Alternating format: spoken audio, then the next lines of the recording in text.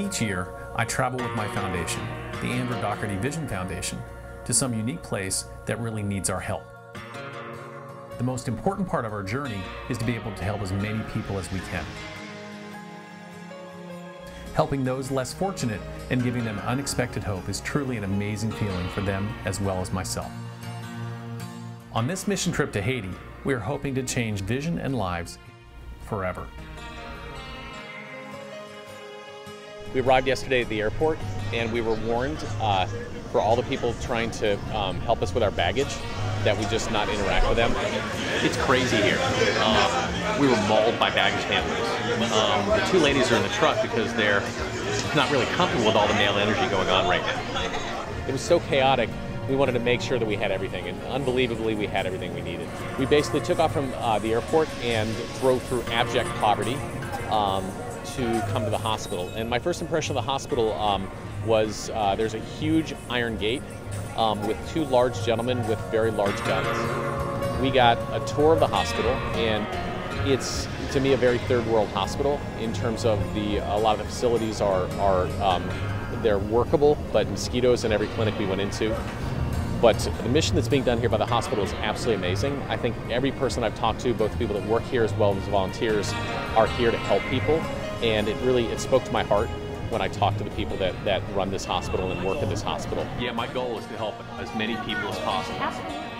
I have 5 days here. It's a very enriching and rewarding experience for people who have never been here beforehand, and it's wonderful to see the effect that this place has on those people's lives. Really the only trauma hospital for a city of 6 million people, so it's crazy what happens. While the facilities themselves, again, are downtrodden and really seem almost barbaric by Western standards, it was pretty emotionally powerful to see the work they're doing here. A lot of the donations, people give a lot of donations to us here from the States, but the problem is they donate their used stuff, so they give us basically their junk. You never know what you're going to have, you don't know what the resources are going to be, but Haiti deserves new stuff as well. The job they're doing here in this very difficult environment is exceptional.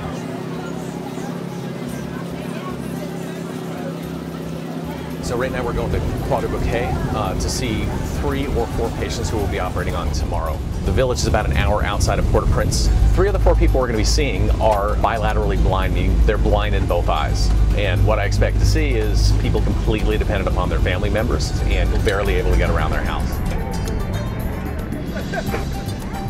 Just can tell him I'm going to take great care of him, and my purpose in this life is to help people like him that can't see. He's the father of 7 and the grandfather of 21. And a lot of the kids and family were all around as we were interviewing him, and it was really powerful. They live in the middle of the country, there's no running water, there's no electricity, and that's when I thought to myself, the drops of water coming out of the wall that I showered with this morning is a lot more than he had. Okay, the next patient we're going to interview is Jules. Michelle. She's an 81-year-old female, and she's blind in the right from her cataract. Bonjour.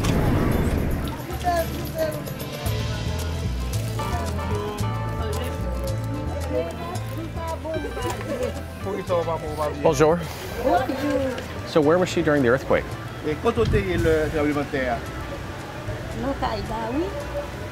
She was inside of Inside the house. Did anything fall on her? Est-ce que quelqu'un m'a qui tombé sur vous? Non, bon Dieu fait, je dis que rien va tomber sur moi, mais quand il a crasé sur moi, mais tout bloc le tombe à terre. God makes things well. So she was protected. Exactly. Excellent. That's great. So this is their post-earthquake house, and they all live in this house, which is how they continue to survive. Does she have any questions for me? Est-ce que vous avez des questions que vous voulez poser au docteur par l'opération demain? Non, pas poser docteur question, même grand. I'm a cataract surgeon from Los Angeles, and I have a charitable foundation called the World Vision Project. And the reason I'm in this life is to gift people surgery. Merci, docteur. Merci beaucoup. Sunday is Lord's Day, so I think we're lucky that we're able to go visit these people.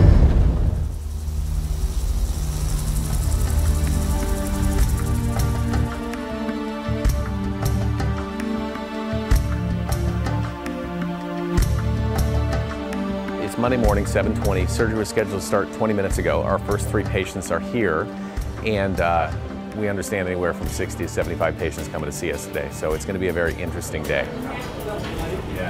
Okay, so we do want to have them start checking pressures.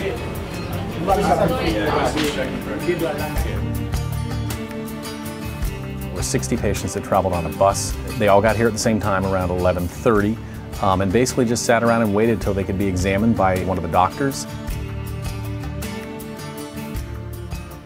Well over half of them we couldn't help because they were blind from end-stage glaucoma or corneal scars. Luz o no luz? No. Okay, he said LP, so es muerta. Sorry. Okay. The ones that we were able to identify as cataract, we will help. I'm hoping we're able to get through the rest of the patients. This has been probably the most unique mission trip I've ever done, just because of the level of absolute need and absolute poverty here in Haiti. I've never told so many human beings that they're blind from preventable causes and that I can't help them. So she has a pretty dense cataract on the right side, and I'll take out the cataract and put in a lens. And we're going to check her pressure first before moving forward with surgery. 18 million people are blind. Roughly about 50% of those are from cataract formation. Since the earthquake, there's 220,000 people that have died. Every single patient that we've seen has a story. Every single one. She has glaucoma, which is high pressure in the eye. We gave her a glaucoma drop to lower the pressure. It makes the surgery safer. We're going to actually give her one more set of glaucoma drops before the surgery and one more dilating drop, and she'll be ready to go. We're just about to start surgery. I've asked the staff to help me out here getting them A scans so we can get started with our day.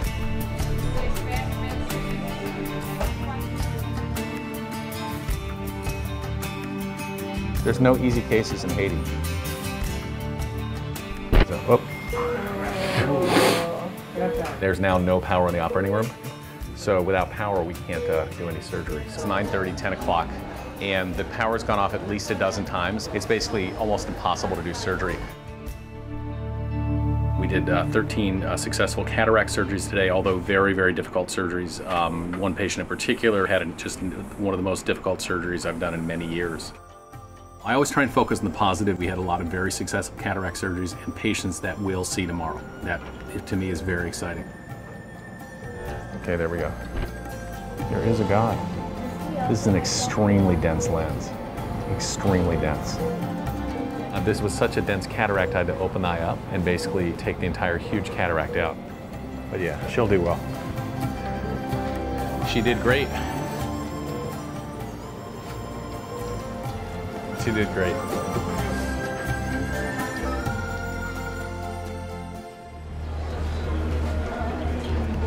When we first opened the eye clinic, there was a very odd smell, and I couldn't really figure out what the smell was, and it turns out there's an open sewer right there by the eye clinic where all these people were essentially camping out, waiting for their eye exams and waiting for their surgery.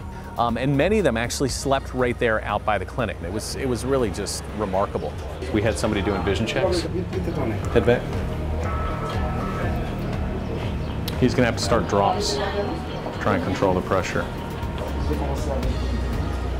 So one more Alpha-Gan, and then one more set of cyclogel.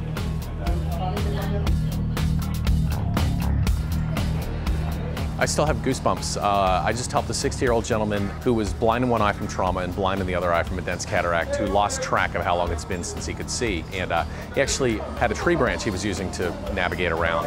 And he said the first thing he wants to do is go back to work. So this for me is just amazing.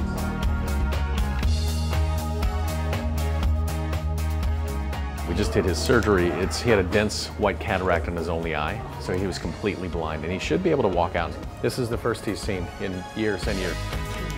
When he sat up off the table, first thing he said was, "You're a tall white guy with a blue shirt on." It's the first he's seen in a long, long time.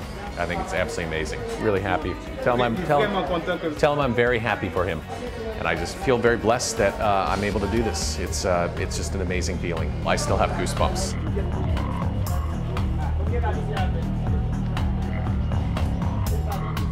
This has been an absolutely amazing week, one of the most interesting mission trips I've ever done. We did a total of 31 surgeries on needy patients. This makes me feel just incredible. She went from legally blind to almost 20/30 and back to her life. She has a lot of orphans from the earthquake that she takes care of in addition to her own children. Congratulations, I'm so happy for you. Satisfait. What I found to be incredible was the spirit of the Haitian people and their ability to deal with sadness and difficult circumstances. What I got from this is the Haitians are certainly worthy of their suffering in terms of their ability to accept what's happening to them and not blame it on someone else.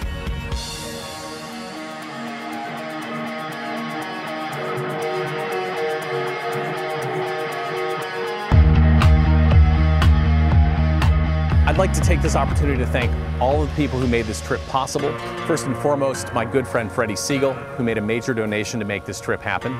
My friend James Rennick, who also made a significant contribution to making this trip happen. I'd also like to thank LensTech from St. Petersburg, Florida, for donating all of the disposable lenses. I'd like to thank Alcon from Fort Worth, Texas, for donating the Cataract machine. The Vitar brothers, who are two trauma surgeons here at the Bernard Mebs Hospital, as well as Medical Missions International.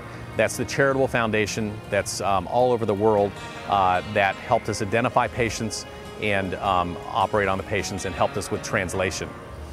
Their surgeon, Pierre de Castro, was absolutely amazing. He helped identify the patients and actually helped me do some of the operations while we were here. I'd also like to thank Dr. Tony Esselin, the medical director of the hospital, for helping us make this possible.